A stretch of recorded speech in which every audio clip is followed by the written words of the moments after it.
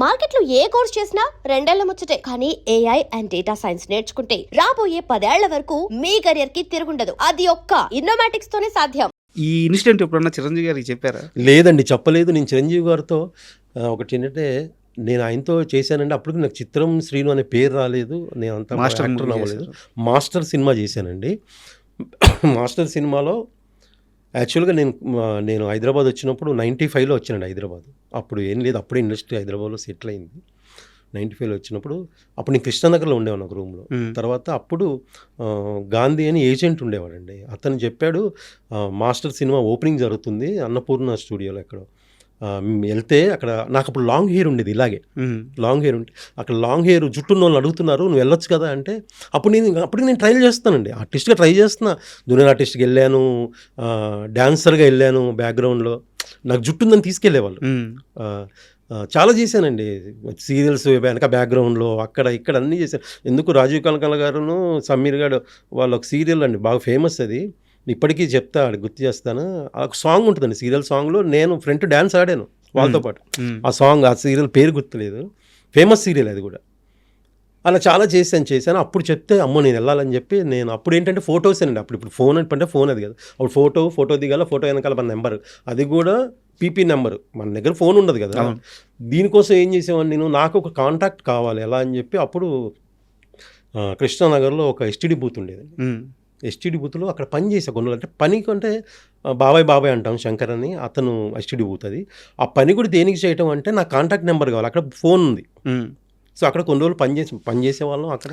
Contact number కోసమేనా? Contact number కోసం నాకు నెంబర్ కావాలి. నేను ఆఫీస్కి వెళ్తే ఫోటో వెనకాల నేను ఫోన్ నెంబర్ రాసి ఇవ్వాలి. సార్ నేను ఇంకోటి అడుగుతాను, అక్కడ పని చేస్తూ టిఫిన్స్ కోసం, ఫుడ్ కోసం 3 hours అక్కడ కూర్చుంటే ఒక పూట ఆకలి తిరద్ది అంటే, ఆ ఫోన్ దగ్గర పని చేస్తే బాబాయ్ అంటూ పని చేసుకుంటూ మీకు, అవునండి, అది కూడా ఒక కారణమే. ఒక పూట కడుపు నిండద్ది, కడుపు ఫుడ్ ఉంది. మీకు తెలియదు, ఇంకో విషయం చెప్తే మీరు షాక్ అవుతారు. ఎదురుగా ఇంద్రలో కాంప్లెక్స్ ఉండేది, వైన్ షాప్ ఉండేది.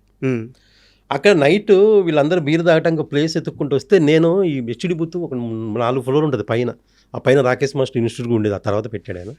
ఆ పైకి వెళ్ళి నేనే ఇన్వైట్ చేశాను, రండి పైకి వెళ్ళి తాగండి, బీర్ బాటిల్స్ అక్కడే వదిలేసి వెళ్ళండి అని. బీర్ బాటిల్ ₹2 వస్తాయి. ఓకే బీర్ బాటిల్ ₹2 వస్తాయి. పొద్దున్న మళ్ళీ నేను అంటే నైట్ వీళ్ళందరూ వెళ్ళిపోయాక 12:30 వెళ్ళిపోయి ఎన్ని బీర్ బాటిల్స్ అన్నీ ఒక కవర్లో వేసుకొని వచ్చాను. మార్నింగ్ టిఫిన్కి వెళ్తుంది నాకు. సో అలాగ అక్కడ ఆ తర్వాత రవీంద్ర గారిని ఒక ఆయన పరిచయం, ఆయన న్యూస్ పేపర్ వేసేవారు మార్నింగ్. తర్వాత ఎర్లీ మార్నింగే ఎస్టీడీ బూత్కి బయట ఒక టేబుల్ దగ్గర న్యూస్ పేపర్స్ అమ్మేవాళ్ళం. అక్కడ ఎంత కొంత చిల్లర వచ్చేది. తెలిసిందంటే కృష్ణానగర్లో సినిమా మీద పిచ్చితో వచ్చిన ఒక మనిషి కృష్ణానగర్లో ఎన్ని బాధలు పడాలో, ఎన్ని ఇబ్బందులు పడాలో అన్నీ పడ్డాడు చిత్రం సీను. అయితే చాలా షార్ట్ టైమే, ఎక్కువ టైం కాదు, చాలా షార్ట్ టైం, తక్కువ టైం, బట్ అన్ని కష్టాలు పడ్డాడు. పడ్డాం అంటే తప్పదండి. మనం అంటే ఫిల్మ్ ఇండస్ట్రీ కాదు, ఏ రంగంలో అయినా హార్డ్ వర్క్ చేసి కష్టపడకుండా ముందుకు వెళ్ళలేమండి. నేను అదే ఫిక్స్ అయ్యే బ్రెయిన్లో. సో అలాగైతే ఆ మాస్టర్ సినిమా సెలక్షన్ జరుగుతుంటే, అన్నపూర్ణ సెలక్షన్ కూడా కాదు, ఓపెనింగ్ అంటే వెళ్ళా, చిరంజీవి గారిని చూసి. ఆ తర్వాత రాజీవ్ అని ఆయన ఉన్నాడండి, డైరెక్షన్ డిపార్ట్మెంట్, ఆయన తెలుగు కూడా వచ్చు, తమిళ్ బాగా, సురేష్ కృష్ణ. ఆయన డైరెక్ట్ని ఆయన దగ్గరికి వెళ్ళిపోయాడు, ఆయన కోడేటర్ల రేంజ్ వెళ్ళిపోయి, నేను ఇలా ఆర్టిస్ట్ ట్రై చేస్తున్నానండి, నాకు ఇంట్రెస్ట్ ఇది అన్నారు. మళ్ళీ తర్వాత తెలుగులో కూడా మాట్లాడారు, దానికి ఫోటో ఇచ్చి వచ్చాను. తర్వాత సరే నన్ను సెలెక్ట్ చేశారండి. సో అదే అక్కడ కూడా ఏంటంటే అండి, నేను డైరెక్ట్గా సెలెక్ట్ అవ్వలేదు, ఆయన బ్రెయిన్లో ఉన్నా నేను.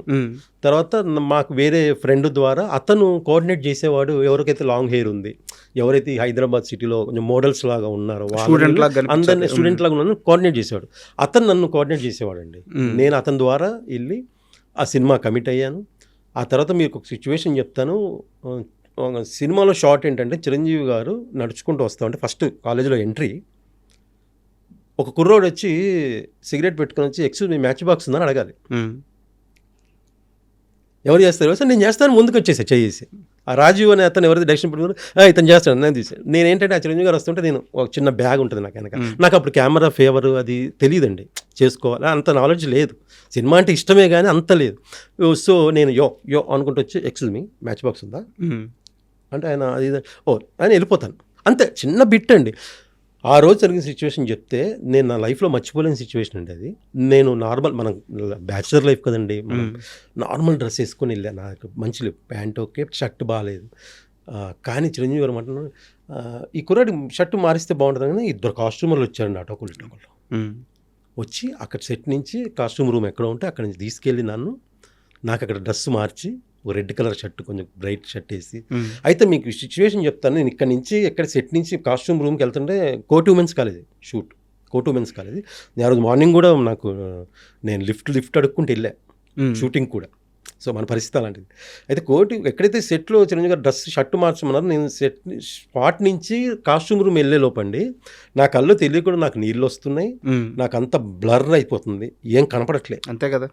అసలు చిరంజీవి గారు ఏంటి, ఒక జూనియర్ ఆర్టిస్ట్ ని చిరంజీవి గారు చెప్పడం ఏంది. ఆయన చెప్పడం ఏంటండి, కళ్ళు తుడుచుకుని ఇక షర్ట్ వేసుకుని వచ్చి ఆ షార్ట్ చేసాం, అయిపోయింది. తర్వాత ఇంకో సిచ్యువేషన్లో మళ్ళీ సేమ్ ఇంటర్వెల్లో చిరంజీవి గారు పెద్ద ఫైట్ జరుగుద్ది.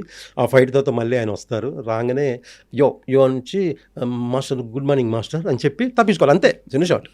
ఆ తర్వాత క్లాస్ రూమ్లో అక్కడక్కడ డ్యాన్సులు అవి ఉండేవి, స్టేజ్ అదే టేబుల్ మీద ఎక్కి డ్యాన్స్ చేయటం, టేబుల్ కట్టుకొని అవి ఇక అంతా అసలు లెంత్ చేసాం. బట్ ఎక్కువ ఆ 2 షాట్లు రిజిస్టర్ అయ్యాం. అది నాకు ఇప్పుడు కూడా నేను చెప్తే కానీ తెలుస్తుంది నేను అని. ఇప్పుడు అసలు యాక్చువల్గా తర్వాత కాలంలో చిరంజీవి గారితో కలిసి ఇవేవి షేర్ చేసుకున్న సందర్భమే లేదు. లేదండి, కలిసిన సందర్భం ఉంది, 2-3 సార్లు ఆయనతో కలిసాము, సందర్భం ఉంది. కాబట్టి అందరితో పాటు కలవటం తప్ప నేను పర్సనల్గా ఆయనతో షేర్ చేసుకుంది లేదు.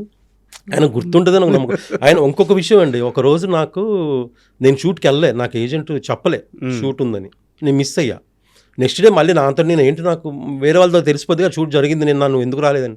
అమ్మో నేను రాలేకపోవటం ఏంటండి. నెక్స్ట్ డే వెళ్తే ఒక మాట అన్నానండి, చిరంజీవి గారు అన్నారంటే ఆ టేబుల్ మీద క్లాస్ రూమ్లో నేనే కనపడుతున్నా డ్యాన్స్ చేస్తూ, మైకేల్ రాలేదా అన్నారంట అని నాకు చెప్పాను. నెక్స్ట్ నన్ను మైకేల్ అన్నారు, ఆయన గుర్తుపెట్టుకున్నారు ఆయన అని.